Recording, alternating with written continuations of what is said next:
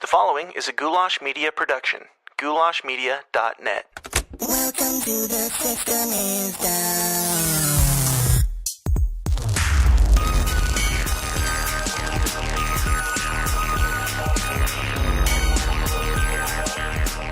What's up, sports fans? I mean downers. Welcome back to the least comfortable show on the web, The System is Down. My name is Dan Smots, and if you're new here, this is a place where we typically talk about conspiracies, politics, religion, and all things uncomfortable. And today, February 5th, 2018, is my 30th birthday. That's right, happy birthday to me. And if you had told me 5 years ago that on my 30th birthday I would be hosting a podcast talking about sports, I would have said, 1, what's a podcast? And 2, no. Because for those of you who do know me and know my background, you know that I have zero interest in sports typically. That it is the bottom of the barrel of my interest and entertainment level. However, yesterday was Super Bowl Sunday. I'm recording this beforehand, of course, so I don't know if there was anything obviously shady that went on or any strange occurrences that were visible. I don't even know for sure if I'm going to watch the Super Bowl. There's a good chance I might turn on for the halftime show. But all that aside, my guest on today's show is Brian Tuohy, who is an author and the go-to guy for conspiracies based around fixing and rigging of sports games. He's been on different shows like Alex Jones's InfoWars and, of course, my personal favorite, Greg Carlwood's The Higher Side Chats. And all of his research and claims has been the one thing that's been able to spark a little bit of interest for me to look into some sports things. So it's a really interesting conversation, and I want to get into it as quickly as possible. But before we do, I got to mention a couple things. First off, being a big shout out to Casey Gallenberger for sending me an article to Brian Tuohy's information and all the stuff that he's digging into. Casey sent me that link through the System is Down forum, which is a place where everybody is able to come and have uncomfortable conversations and just talk about all the weird stuff that's going on in the world. You can throw out ideas for the show, different guest possibilities, or just come in and chat with some similar-minded weirdos. You can find that by going to tsidpod.com/forum, or just by going to facebook.com and typing in the System is Down forum. It is a closed group, so you'll have to ask to join, but if you look like a human, I'll let you in right away. Also, if you haven't heard or you're not already a member, we have the Downers Club for just $1 a month. That is where you can help support the show, help give a little bit back, and in return, you get tons of bonus audio content every single week. Lately, we've been doing 3 to 4 episodes a week in addition to Monday's free episode, so you're getting way more than you pay for 4 quarters. We cover the news, we play games, we do movie reviews, we do extended interviews with some of our guests, and all sorts of other fun stuff. So go check that out for zero risk. You can sign up for $1, try it for a month. If you don't like it, no hard feelings, move along on your merry way. But I guarantee you're going to like what you hear. If you want to be a member and support us, you can do so by going to tsidpod.com/support and join the Downers Club.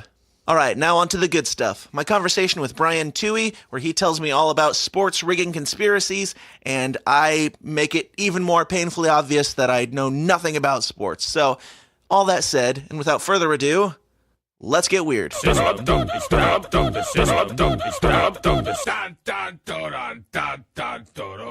My guest today is the author of the books The Fix Is In, Larceny Games, and A Season in the Abyss. Brian Tuohy, how's it going? Good. How are you? I am fantastic, and I don't mess around here. I shoot straight. I tell it how it is. This is our second time doing this intro because my recording didn't work. So, I will edit it, but if we have any awkward breaks, that's what happened. So, Take 2. Brian, you're the guy. You're the go-to guy for fixing and rigging of sports. You literally wrote the book. You wrote multiple ones of it on the idea. Now, I am not a sports guy by any stretch. I have the mental equivalent of a toddler when it comes to sports. So when you're getting into this, you'll have to really break it down for me and speak simply. But I know that, for me, I still find it extremely interesting. And this is something that I suspected was going on without any real evidence. And I believe that a lot of our listeners feel the same way. Well, yeah, and like I said to you before, funny thing. But for people who don't like sports and may listen to your show, I think it is worth listening to just because what I've run into in my investigations and when my books came out and how the media reacted to what I uncovered, I think is very telling because, what I write about is sports. And to me, that's really not that important. I mean, it is a big business. It's a multi-billion-dollar industry. Hmm. But at the same time, compared to other things going on in the world, it's not that big of a deal. Yet, the reaction I've gotten and how I've been in many ways censored by the major media like ESPN and Sports Illustrated and others, I think goes to show that the media always has a say and control over what we see and hear and think in many ways. So I think even though this is probably all going to be about sports, you can apply it to other areas of life. Absolutely. What do you think is the reason for this sports boom in our society, in our culture? Like, it is everywhere, it is everything, and it's guys playing a game. I mean, can you break that down? Exactly what you're saying. I think in many ways it actually, and it's sad, but I think it relates back to Roman times and the gladiators. Hmm. I mean, that's why they had the gladiator contests, was basically to distract the populace and get them interested in something besides what was going on within the political realm. And I think in many ways today, it fills that same void. In many ways, sports is entertainment, and it is something that the leagues claim to be. They claim to be entertainment, but at the same time, it's a huge distraction. It's a huge distraction for millions upon millions of people who care more about sports than they do what goes on in their everyday lives. And it's scary that, certain people, including like my brother, could name the lineup of the 1984 Cubs with no problem, Right. but ask him who his state senator is or even who his congressman is, and he'd throw up his hands and go, I don't know. Sure. So it's amazing what we know and what we don't know and how much sports has taken over our lives. Sure. Is that? I mean, I want to get into the actual topic here, but curious. Sure. Do you think that this distraction is who is conducting that? What is it distracting from? I mean, there's a bunch of different levels of conspiracy people, and just curious as to where you fall on that spectrum. Well, I mean, it's hard to say, because it's not something I really look into. I just recognize that it is a major distraction, but it is interesting when you look at sports, how much of it is funded by the government. Mm-hmm. And I mean, it's something that a lot of people don't really consider and think about, but I mean, many stadiums, baseball stadiums, football stadiums, hockey stadiums, basketball stadiums are funded and given free land by local government or given tax breaks by the government. So in many ways, government funds professional sports, and in many ways they give them, like I say, tax breaks. They give them antitrust breaks. They give them a lot of latitude to operate. So in many ways, like I say, the government does support the professional sports leagues. And even if you look at college sports, which to me is frightening, on a state level in college sports, I think it's something like out of the 50 states, something like 41 or 42 of the states, the highest paid public employee is either a basketball or football coach. Wow. Which is just scary. I mean, to think that I live in Wisconsin, the highest paid public employee in the state of Wisconsin is the football head coach at the University of Wisconsin. Not somebody like impacting lives or, making decisions that, Yeah, it's not the governor. It's not a state senator. It's the freaking football coach. Oh, good Lord. So what made you start digging into this type of thing? What made you, suspect that there was something going on and start doing your research? Well, I almost did it by accident. I mean, I actually started off as a screenwriter, and my wife told me to write a book and stop writing these stupid screenplays. So the only thing that kind of interested me was sports, and I was always kind of a conspiracy theorist amongst other things. Mm-hmm. And so I thought, well, maybe I'll do a book on sports conspiracies. And as I kind of dug around into the subject, I came to realize that this was a topic that no one really ever talked about. Right. This idea that professional sports could be basically being controlled by the leagues themselves and altering outcomes for their own benefit, basically. Mm-hmm. And so once I kind of dug into this and once I released my first book, which was The Fix Is In, once I started doing some publicity for it, I realized nobody was talking about game fixing, either on this conspiracy level or even on like a gambling level. Mm-hmm. And so I thought, this is a void, and I guess I kind of fell into the void and filled it, and so it just took off from there. Very cool. So you were a hardcore sports fan at the time. Has that changed, knowing what you know now? Oh, totally. Yeah. I mean, I was a huge sports fan growing up. I mean, my dad, Little League baseball and all that sort of thing. But as I got older, I got more cynical.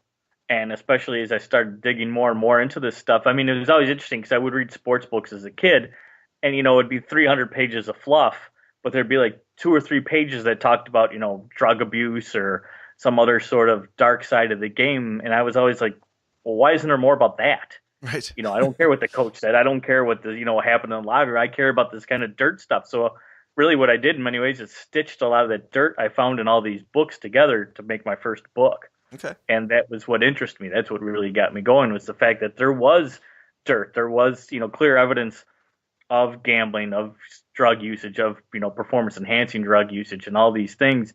And yet that wasn't what was pushed forward. That was always kind of almost kept off the books as much as possible. But that's what I found interesting. Sure. Now break down kind of the general idea of the conspiracy here. Is it simply just them choosing the outcomes of the games, or is there more to it there? Well, I look at game fixing from two angles. And one, like I said, is the gambling end of it, where organized crime or gamblers would pay players, coaches, or referees to alter the outcome of a game. And that we know, not many people admit to it, but we know around the world right now, like in soccer, in tennis, in cricket, and rugby, it's actually rampant, and it's going on everywhere around the world. Really? Yeah, everywhere but the United States. And like I say, if you don't follow soccer, you probably never heard of it. If you don't follow tennis, I mean, tennis is the second most bet upon sport in the world. Oh. And nobody seems to know it. And the fact is that many tennis matches have been fixed and fixed for gamblers. So, I mean, these are known facts. Of course, in the United States, we say it never happens. It never could happen. But elsewhere around the world right now, it is happening, yeah. Mm-hmm. And the other aspect, like what the fix is in, the book was written about, was this idea of the leagues fixing their own games basically for television purposes and for ratings, because that's where they make their money. Right. I mean, the NFL makes about $11 billion a year now, and over half of that comes directly from the major media for funding for their games. Without, Fox Sports, CBS Sports, ESPN, the NFL's revenue would be cut literally in half, if not more, if they didn't get that. And so I started thinking, well, what would be the best business decision? These are businesses, they're multi-billion-dollar businesses. Right. Wouldn't it behoove them then to control the outcome of these games?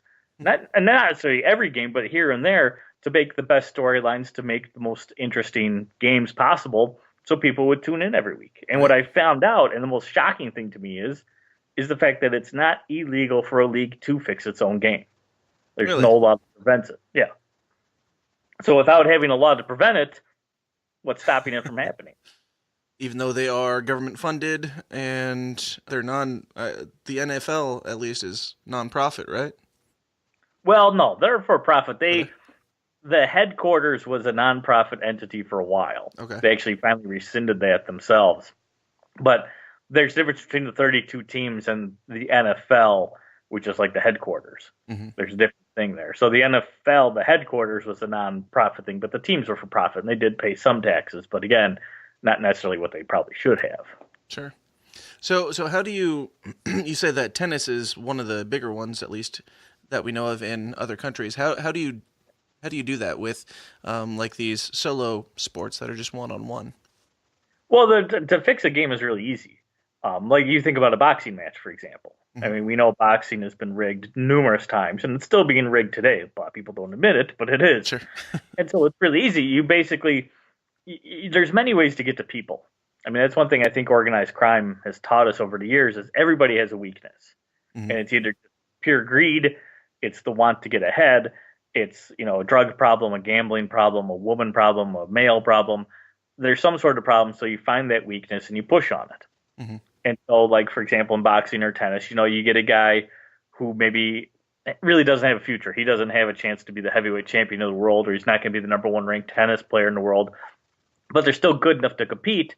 Well, you start making them, offers. You say, look, if you lose this match to this guy, I'll give you X amount of money, but we'll guarantee you next time you get to fight this guy, and you probably have an easy time of it, and you get a win. And so it's just little deals like that are made, and once you get somebody hooked, well, then you can start doing anything. Like, is this basically like, at least with like the big sports, are they paying off referees? Are they paying off players? Are they paying off teams? How does that work? Well, I think again, I think for game fixing, especially on like the gambling end of things, it's more of a crime of opportunity. Mm-hmm. Because you do stumble across a guy who has some sort of weakness or problem. I don't think a gambler, even a really heavy duty gambler, could say, well, I'm going to go fix this weekend's game just because I want to.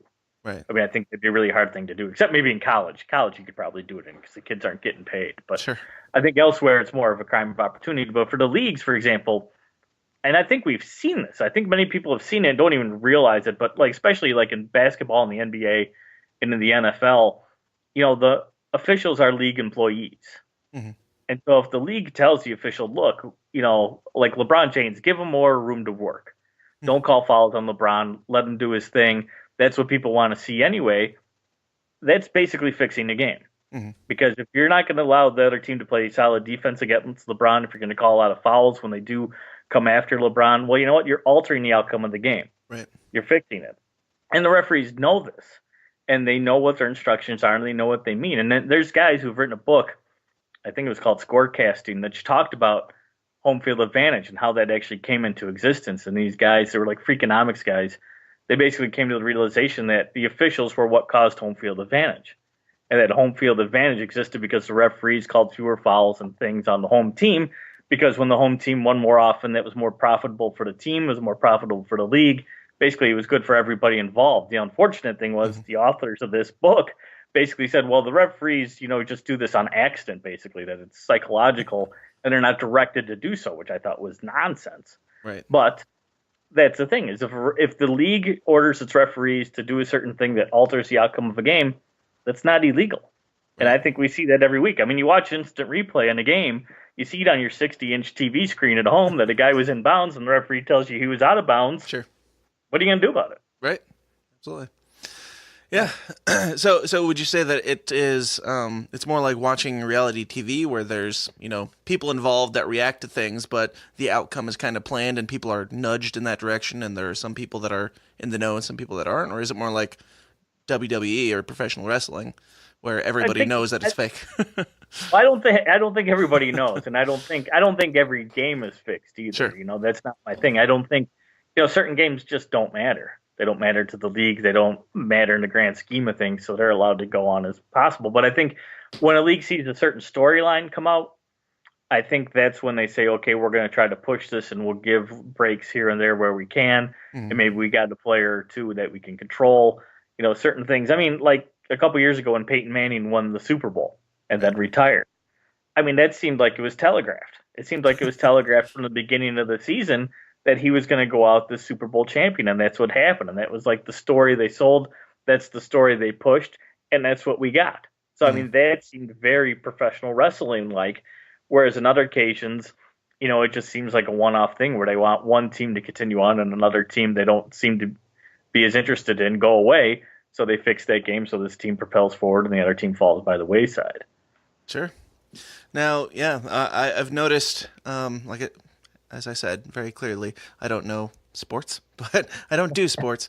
But I watched the Cubs World Series or whatever, all that. It seems like every single year, from what I hear, things just get more and more grand. Like more and more, the underdog has this shining moment that we never saw coming.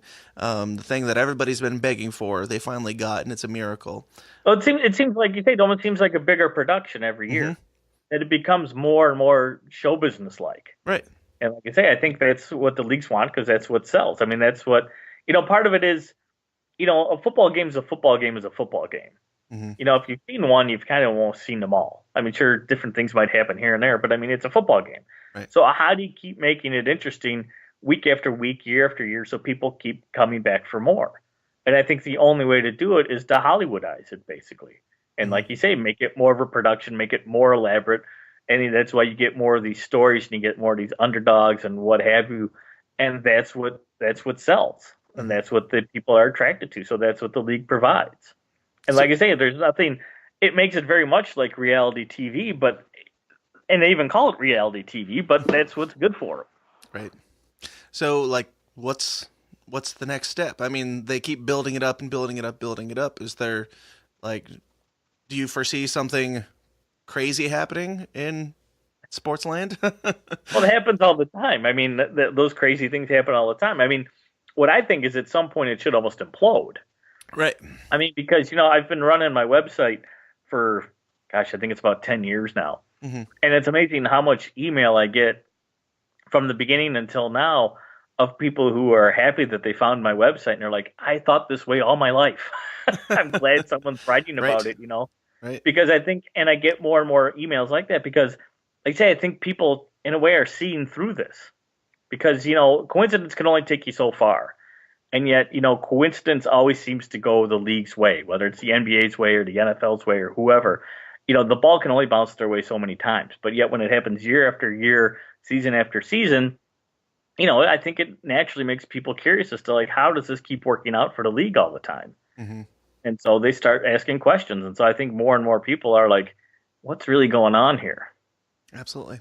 So do you think that this whole thing is just for the sake of the show, or do you think that there's like other messages? I mean, you said that you're into conspiracies as well. Do you think that there's other messages being tied into it, like propaganda or things like that? I think it's possible. I mean, like this year's Super Bowl. I mean, it's interesting. You had all year, I'm sure you've heard about the anthem protest, right? The what? The anthem protests, the national anthem protests. Oh, yeah, yeah. Mm-hmm. Yeah. So, I mean, all year we've had these national anthem protests and people getting all upset and not joint about them. And yet now here we are in the Super Bowl and we have the New England Patriots, patriotic name, Of course. and the Philadelphia Eagles, the national symbol, Right. in the Super Bowl. How much more patriotic can you get, right? Right. I mean, that's kind of a weird coincidence that we just wound up with in this year's anthem protest. I mean, you go back further, just even earlier this year, you had Houston get, wrecked by that hurricane, and they came up with this whole Houston Strong idea, and then they went on and won the World Series. Isn't that interesting? Sure.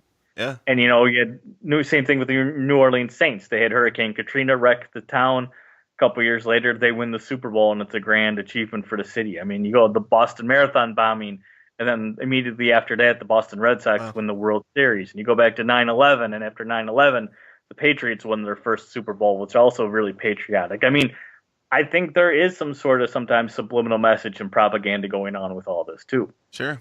So the underdog story is not just this team has sucked for the last 30 years and now they won the World Series.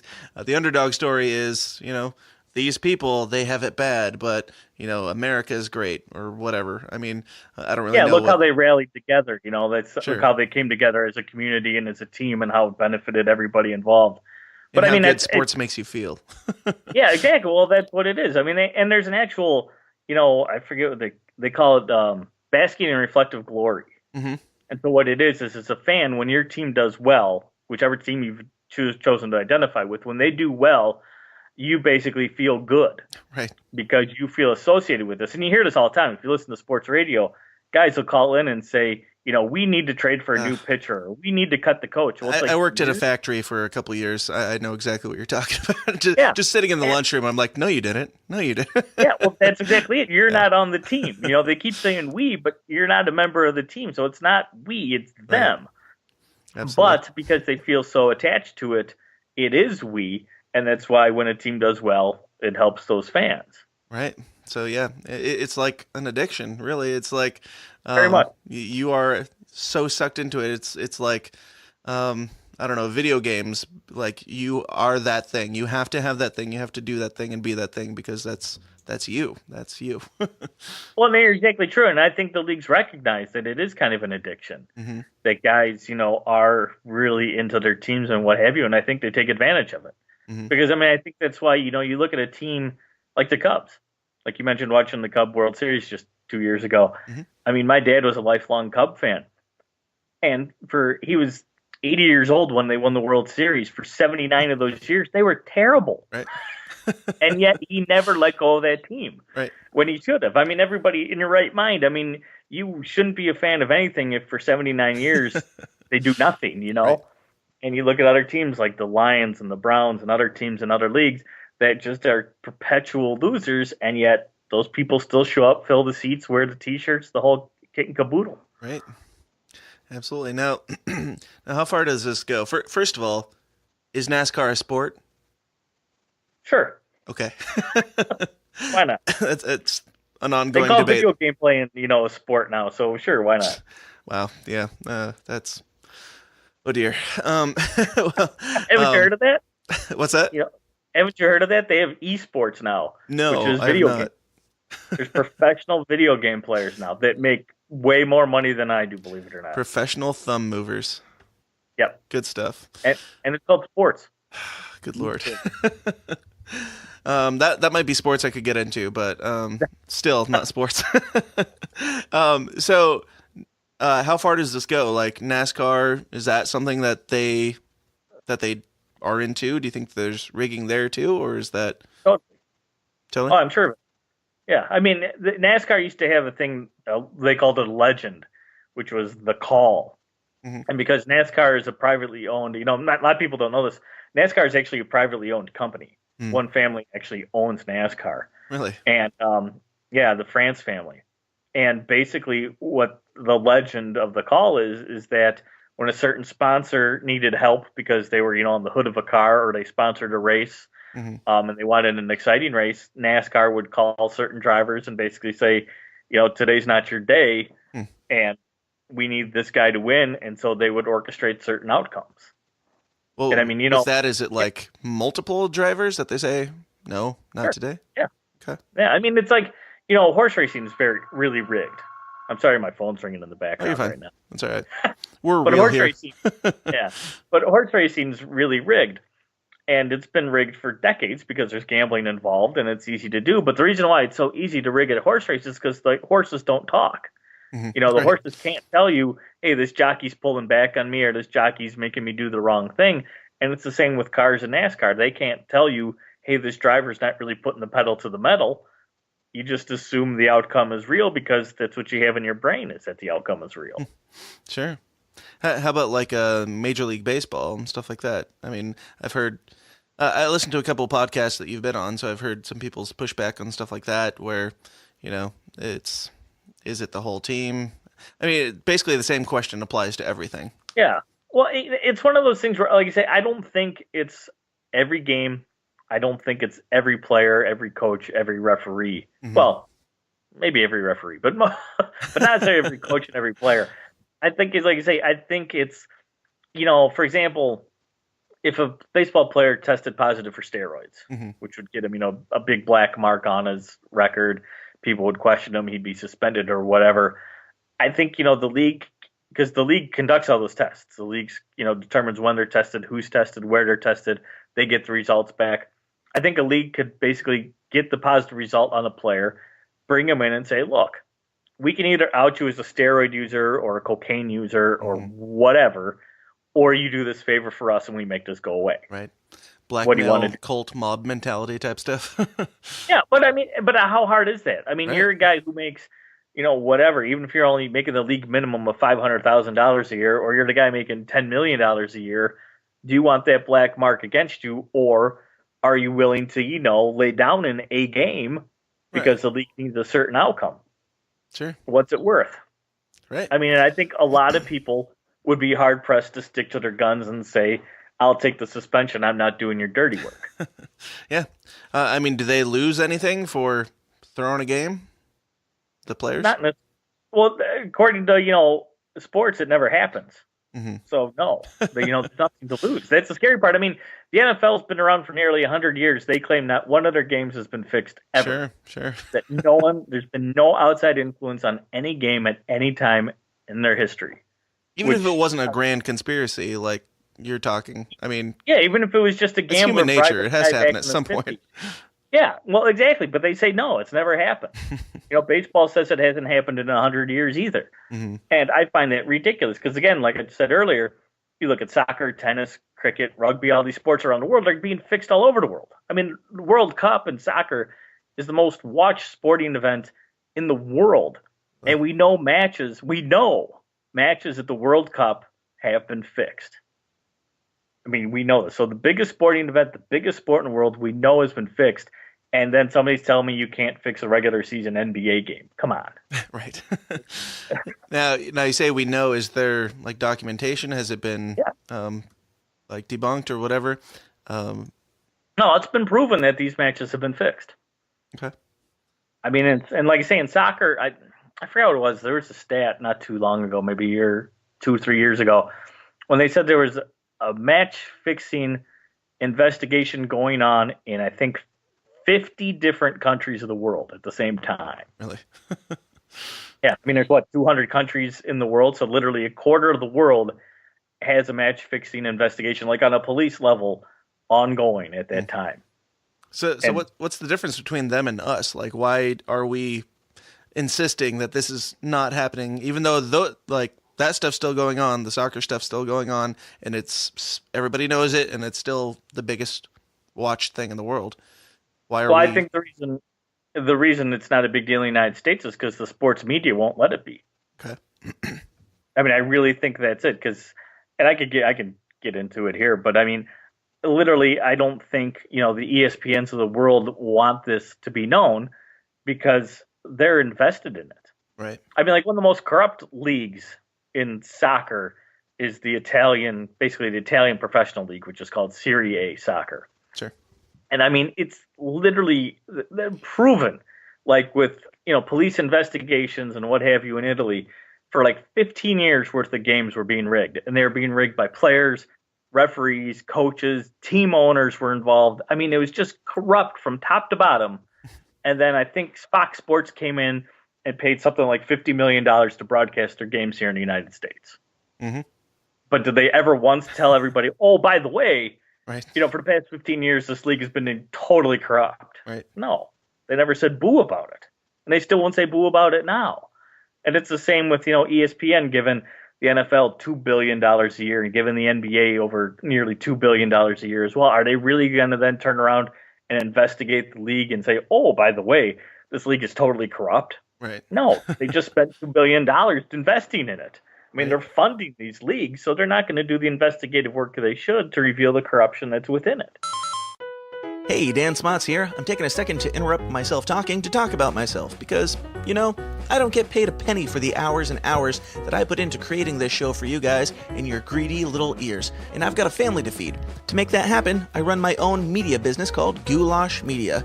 If you have a need in anything from video production to graphic design to audio production and beyond, you can get it all for a painfully fair price at Goulash Media. In video, I do weddings, music videos, commercials, pageants, plays, etc., etc., etc. For design, I do photo editing, album art, logos, branding, business cards, merchandise, you name it. For audio, I do engineering, production, editing, jingles, and, well, podcasts. So if you've got a media need of any kind, or if you'd just like to give a little something back and help keep my children fed, check out all the endless options at my website, goulashmedia.net. That's goulash, Goulash, media.net, where we cater to the little guy with the big vision. Okay. Now, how about things like the Olympics or winter sports and things like that? Do you think it goes to that extreme where the Olympics are being rigged too? The sad thing is I played a couple years ago in a recreational softball league in my town, and there were teams there that cheated. There were teams that used like an illegal bat so the ball would travel 100 feet further than they should. Mm-hmm. I mean, we've seen Little League Baseball where they recruit, 14-year-olds to play in the 12-year-old league. I mean, the sad truth with sports is, even though we want to say it's about pure competition and the best beating the best, people cheat everywhere. If they can get away with it, they try to cheat. So if there's people in the sport, the answer is yes, somebody's cheating. Yeah, exactly. I mean, that's what it is. I mean, it's unfortunate, but wherever you look in sports, like you say, someone's cheating. And so, when people say, well, this sport's clean and that sport's clean, it's like, you probably just haven't dug far enough. Right. Because, you look, there's or you corruption have in an government. emotional tie to it and you don't want to admit that it's happening. You don't want to know. Yeah, exactly. Right. Because, I mean, there's corruption in government, there's corruption in business, there's corruption, unfortunately, in religion. Mm-hmm. Why do we think sports is clean? Right. Absolutely. So I've heard you talk in some of your discussions about you've actually, I mean, this is not just speculation. You've actually dug into FBI documentation and uncovered some things. Can you tell us some about that? Well, it's a long story, but Sure. The basic gist of it was after I wrote the fixes in and people kept telling me that, games couldn't be fixed and they never were fixed and blah, blah, blah. I found out that the FBI did a lot of investigation actually into professional sports and college sports being rigged. Mm-hmm. And so what I did is through the Freedom of Information Act, I obtained every file that the FBI had relating to game fixing in professional sports. Mm-hmm. So it took me about 2 years. I got well over 400 files from the FBI, and a lot of What them is were the process to obtain that information? Well, actually, I requested so many files, they put me on a special list. I was on this, what they called the Vexum filer list, which basically meant I was a nuisance to the FBI. Which means you're asking too many questions.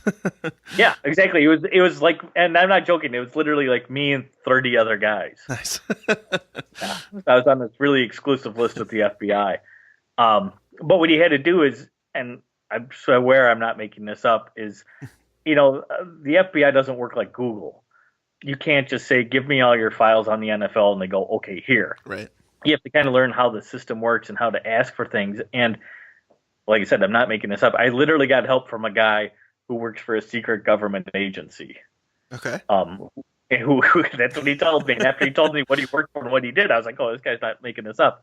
Okay. But he helped me organize how to make these requests and how to get the information I wanted. And once he gave me kind of like the key and unlocked it for me, then I was able to get everything I was looking for. Mm-hmm. And it was, like I say, it was literally over 400 files, and it spanned about 20 years.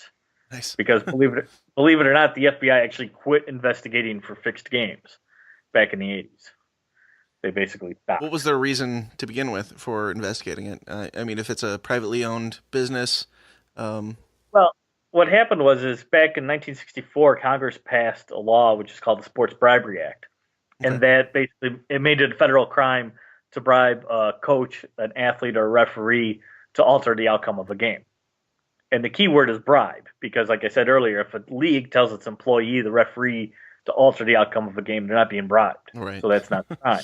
But if you or I did it and paid the guy money to do it, then it's a crime, and it's a federal crime.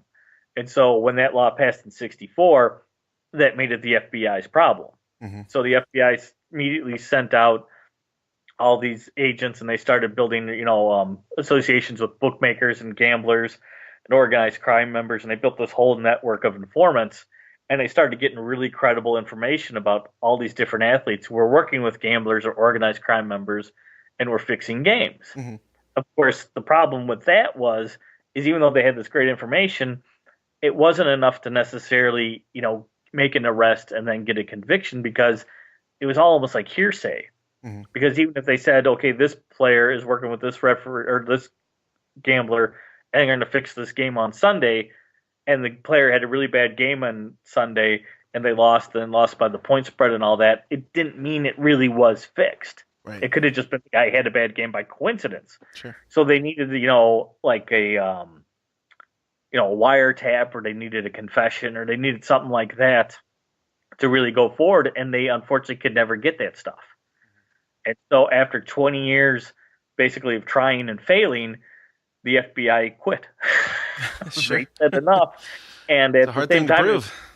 yeah. And so at the same time, Reagan was tasking them with fighting the war on drugs. Mm-hmm. So they put all their efforts into drugs investigations, and basically said, look, if we come across something, we'll investigate it, but we're kind of out of this business now. We're not going to dig around ourselves. But all the information they had, which is what I obtained, I mean, it's literally thousands upon thousands upon thousands of pages, is incredible stuff. Awesome. I'm sure I would be remiss, and my listeners would be yelling at me if I didn't backpedal a little bit and ask you about this mystery man of the secret government agency a little bit. There's not much I can tell you about him, unfortunately. Sure. But he really did work for a secret government agency. Not asking you to tell me what it is, but do you know what it is? Yeah, what the agency he told me. Okay. And the funny thing is, I can't tell you, but the funny thing is, it's really not that impressive. Okay. I mean, it's not like he was like some weird CIA offshoot type of thing. I mean, it was just kind of this weird little government agency, but I was able to he told me one thing that I was able to confirm with this other guy I know, who was like, oh yeah, I've heard of that. I don't think that guy's making that up. So nice. There really are secret government agencies, and sure. This guy happened to work for one. Gotcha. Now, how did you come across or come in contact with this guy? The internet, the good old internet, sure. Just stumble. It was like one of those things where I was doing research about Freedom of Information Act stuff, mm-hmm. and trying to figure out how to work this system and how to get what I wanted. And, through a link of a link of a link type of thing, I wound up on this website, and I contacted the person who was running it, because it said, contact me if you have questions. So I emailed the guy. He emailed me back like 30 seconds later, and he said, call me. And he gave me a phone number. So I called the guy, and it happened to be this gentleman who worked for the secret government agency, and he gave me all this great info. So Sure. he was friendly as can be, but interesting, Awesome. interesting guy for sure. Yeah, for sure. That's just very cool. Now with the FBI files that you dug through, did you find like specifically incriminating things? I know it's hard to prove. Did you find anything that's like this is happening, or at least we strongly suspect that this is happening? Can you give like some specifics on that? Well, one of the things, I mean, they had, for example, was like two basketball legends. Wilt Chamberlain, you ever hear him? Mm-hmm.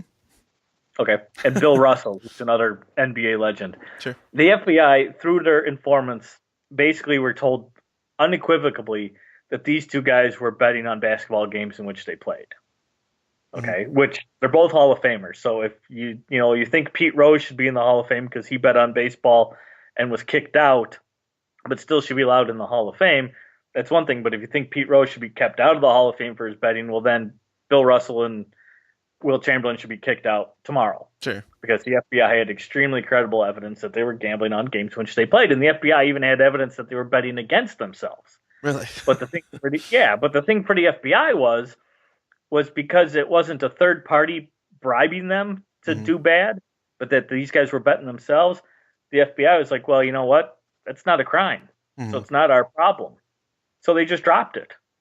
They basically said the NBA can go investigate these guys if they want, but it's not our problem because we investigate federal crimes.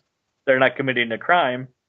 What they might be doing isn't good. Right. It's not good for basketball. It's not good for anything, but it's not our problem. Sure.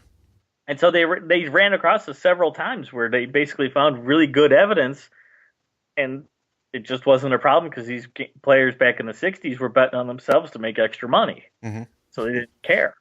But I mean, for another example I found was, and this is, I think, an interesting story, is one of the files mentioned the New York Knicks in the early 1980s, where three members of the Knicks were shaving points as a favor to their cocaine dealer, which is a nice thing to do. You know, the guy gives you coke, you shave a few points for him. Sure. Now this is a thing that I've heard a lot in the discussion that you've had, and I don't know what shaving points is. So could you briefly break that down so I know where we're at? The best way to describe it is, you know, when you bet on a basketball or football game, there's what they call a point spread. So like in the NFL, like a common point spread may be like 3 points. So if the Bears are playing the Packers might be favored by 3 points. Sure. Which means if you bet on the Packers, you're going to deduct 3 points from your score. So if the Packers won 28-21, you deduct 3 points from the Packers score or add 3 points to the Bears score, either way. And that has to, you know, overcome. So like if the Packers were favored by 3, they won 28-21, they covered that 3-point spread, you won your bet. But if it was a 7-point spread and it was a 28-21 game, well, then you pushed because they would come out even. You'd add 7 points to the Bears, they'd have 28. Packers would have 28. Your bet would push. So what happens is a lot of times when you're shaving points, and this happens a lot in college, is you don't necessarily want the player, you're not asking them to lose the game outright. You're asking them basically in the betting world to lose the game by the point spread. Sure. So if it's like the Packer Bear thing, and you don't care if you want the Packers to win the game, you're telling the player, hey, don't lose the game, but don't cover that point spread. So the player may do bad. So instead of winning 28-21 as the Packers should have, the guy fixes the game and the Packers win 28-24. Gotcha. Yeah. So that way with the point spread, if you bet on the Bears, you won, but the Packers still won the game. Sure. So on one level, it's a win. On another level, it may be a loss. But that's what I mean by point shaving. Gotcha. So they're just kind of doing a little worse than they should because of the gambling involved in it. Does that make sense? Yeah, gotcha. I'm learning stuff already. So like I was saying with the Knicks thing, these guys were shaving points as a favor to a cocaine dealer, and the FBI saw that the cocaine dealer went from betting $500 a game to betting $10,000 a game. Jeez. And was winning left and right. Right. And Make it so more obvious. It was weird. Yeah, exactly. It was totally obvious. The funny thing is the FBI's investigation fell apart. Yeah. So I wrote this up in this book, Larceny Games, which is all about these FBI files, and nobody cared. You know, I write all these things up about, like I say, about the Wilt Chamberlain stuff, the Bill Russell stuff. NFL Hall of Famers, all this stuff, and nobody, ESPN, no, despite the fact that like ESPN, HBO Sports, I even talked to somebody from 60 Minutes about my book. Nobody covered the book in any way, shape, or form. But then the New York Post found this little bit in my book about these New York Knicks shaving points, and they made it like a back page cover story, and suddenly the whole thing like went viral. Nice. It was on all these different places, but the one place it didn't show up was ESPN, who happened to be the broadcast partner of the NBA. Of course. So, I mean, I just find it amazing that, here's something that was kind of, in a way, groundbreaking information, something that no one had ever done before, that revealed all this dirt on all these players. Nobody paid attention to it, like intentionally didn't pay attention to it. And then when finally something did come out, it went crazy. People were all excited about it. But then still places like ESPN said, no, we're not going to touch that. Right. Yeah. Yeah. I mean, it's amazing. That, the New York Post, proved everything I wrote. They went to the FBI. I mean, they basically confirmed everything I did, and yet still nobody cared. Right. Yeah. I mean, like we said before, the fans, they don't want to know. Just like WWE fans, they don't want to know. They don't want to think about it being as clearly fake as it clearly is. Just let them stay in their bubble. Leave them alone. Well, but the one thing is, a lot of sports fans do tell me that they feel that the WWE is the most honest of all sports, because they do basically admit, look, this is just entertainment. It's a show. Right. Come for the show. These are really good athletes. Don't get them wrong. They're great athletes, but it's a show. Right. That's a very good point. So this episode is going to come out on Monday. We're recording this on the Tuesday before. By that point, if I am correct on what I hear, I could be totally wrong, but the Super Bowl is Sunday, correct? Yep. That is okay. Correct, yes. So this is coming out the day after the Super Bowl. Do you have thoughts, predictions, like anything on how anything for people to watch for or to go back and watch for when this comes out in the Super Bowl? That's right, because it'll be a day after. Yeah, it'll be too late. This is actually this year the whole NFL playoffs kind of threw me for a loop. To be honest, I thought it was going to go one way, and it kind of went a totally different way, and it wound up with the Eagles and the Patriots, which is not what I expected whatsoever. So I really don't have a prediction.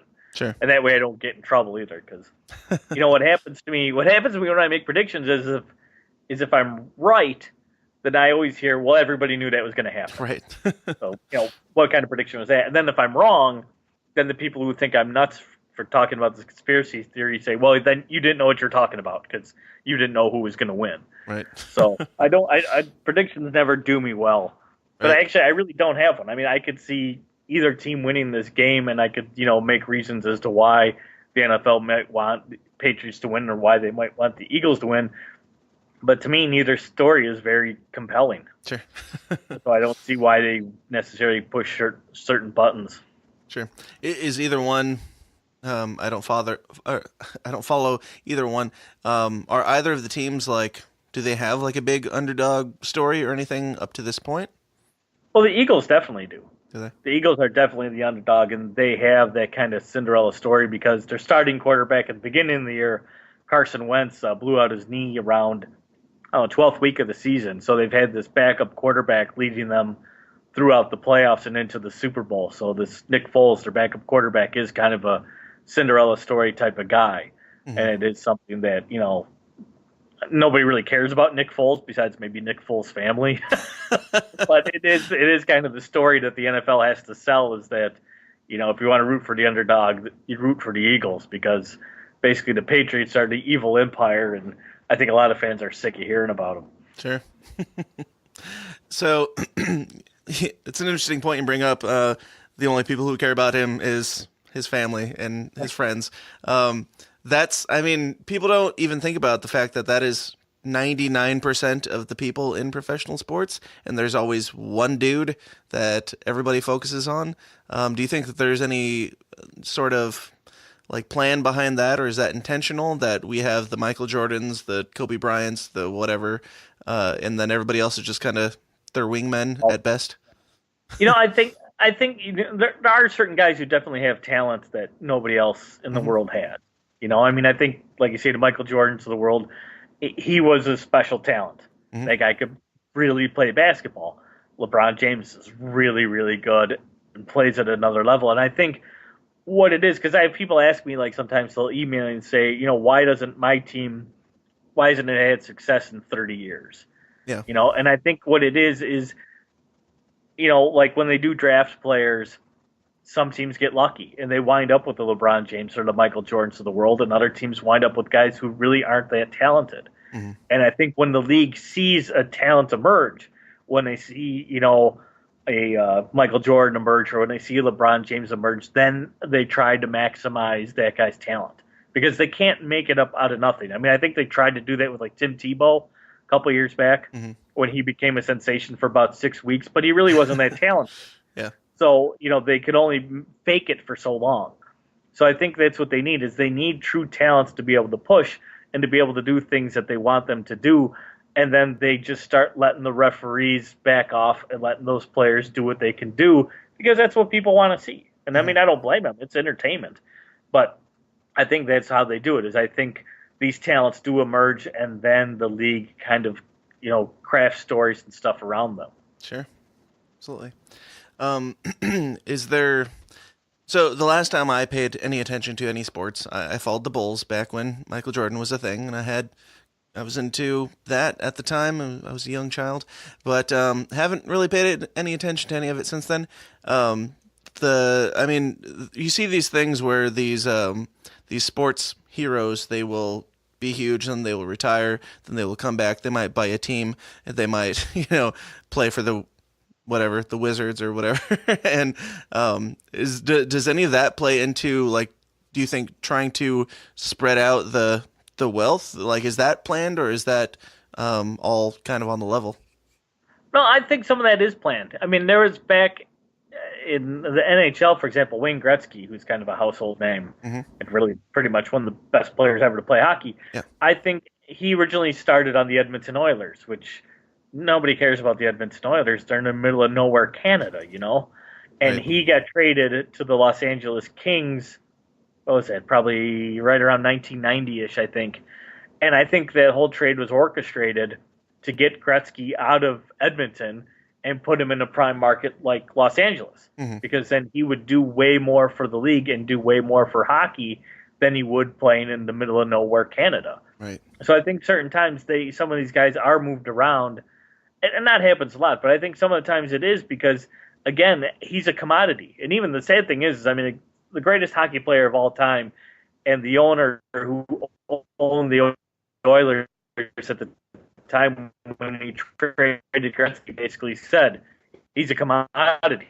They didn't necessarily even see him as a person; he saw him as a thing. Right. So he's like, I just look at some of these sometimes so that they're things, and they can move them around and use them as they need to, and then throw them away when they're done.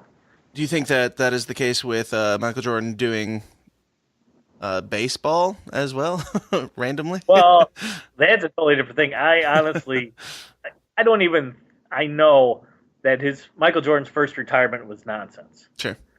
That he was actually asked basically to step away from basketball because he had a serious gambling problem. Sure.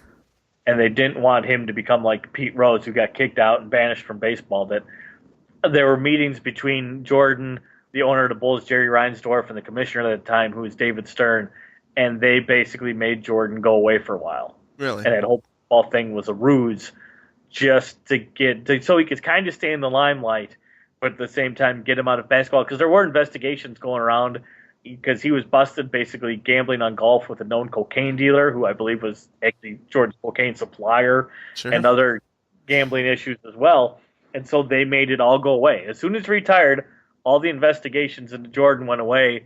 Then they trotted him back out, whatever it was, a year later, and everything was good. And he went on to win 3 more championships, and everybody loved him, and blah, blah, blah. But the fact is, he was probably a cocaine-addicted gambler who should have been kicked out of the league. But because he was McDonald's, he was Nike, he was Chevrolet, and he was more than just the NBA, they protected him because he meant money to a lot of people. Gotcha. I've heard comedians and different people bring up Michael Jordan's gambling addiction, just kind of in passing. Is there like solid evidence of that, or stuff that you found? Well, there's definitely evidence that he gambles a lot. I mean, in one of his one of the biographies about him. I know one guy wrote about how, and it's known, he plays poker all the time, like big poker tournaments. And in this biography, they talked about how much money he was playing blackjack with. I mean, like played for like $100,000 a hand. I mean, he was blowing money gambling. The question is, and even the golf thing, they knew he was losing gambling at golf with these local pros and semi-pros and stuff. The question was he gambling on sports, and was he gambling on the NBA?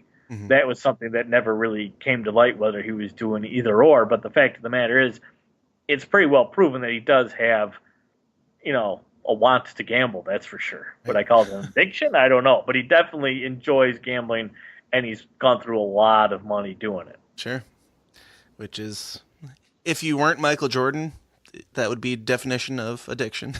Exactly. Well, Charles Barkley, he also has a problem with gambling. He owed like a casino, I forget what it was, $1 million or more, I think. I can't remember exactly how much. And he said, I don't have a gambling problem because I can afford to lose that money. But that's not the difference from the problem, Charles. Problem is you can't stop yourself from gambling. That's the problem. Sure. Now back to Super Bowl stuff. As a person who's interested in conspiracies in general as well, do you pay attention to things like the Super Bowl halftime show? A lot of people claim that there's symbolism in those. Do you have any thoughts on that? I've had a lot of people email me about that sort of thing, but honestly, that's not something I dig into. Sure. But I have seen, there's, people talk about the Illuminati and the hand signs and the whole spectacle, the Super Bowl halftime show. And you do have to remember, the Super Bowl is the most watched television event every year. Right. And it's the most, watched television event really in American history. So if you were going to put on such a display, that's the best time to do it. Right. Because you get the most eyes on it. So, again, that's not my thing, but would it surprise me? No, not at all. Sure. Gotcha. Well, fantastic. Do you have any final thoughts and anything you want to plug? Tell everybody where they can find your stuff. If people are interested in reading more of my work or finding my books, or even if they want to email me and ask me questions and that sort of thing, I always answer. The best place to go is my website, which is thefixesin.net, and you can find everything there. Fantastic. Well, Brian, thanks so much for coming on. I really appreciate it. And, if you have a new book or anything else coming out in the future, feel free to hit me up. You're more than welcome here. Great. Thank you. I appreciate it. Yeah, I should have a new book about this time next year. It should be out. Fantastic. Hit me up. I'm more than willing. Cool. All right. Sounds great. Awesome. Thanks, Brian. Have a good one. You too. Hey guys, thanks for sticking around to the end. I hope you enjoyed it. If you want to check out Brian and all of his work, you can find it at thefixesin.net. There will be links to that and everything else that we talked about in the show notes at tsidpod.com. Also, if you want to chat about the Super Bowl, conspiracies, politics, religion, anything else that comes to mind, you can come join our free forum by going to tsidpod.com/forum or typing in the System is Down forum on Facebook and asking to join. Also, once again, don't wait another day to sign up for the Downers Club. It is $1 and you're getting probably 16, 17, 18 hours of audio content for $4 a month. So go check that out. Help keep the show going. I really appreciate everybody who's already in there. You guys are awesome. You're helping get the name out there. Keep up the good work. If you'd like to join, just go to tsidpod.com/support and get in the Downers Club. And as always, please subscribe and review the show on iTunes. That is a great and cost-free way to help support the show, help us build legitimacy in the podcasting world. Also, please follow, like, share, subscribe, do all the stuff that millennials do on Facebook and Twitter. Our Facebook is fb.com/thesystemisdown, and our Twitter handle is @TSIDpod.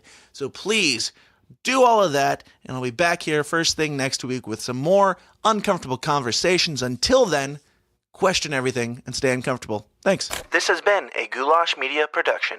goulashmedia.net. This concludes our broadcast day. Click.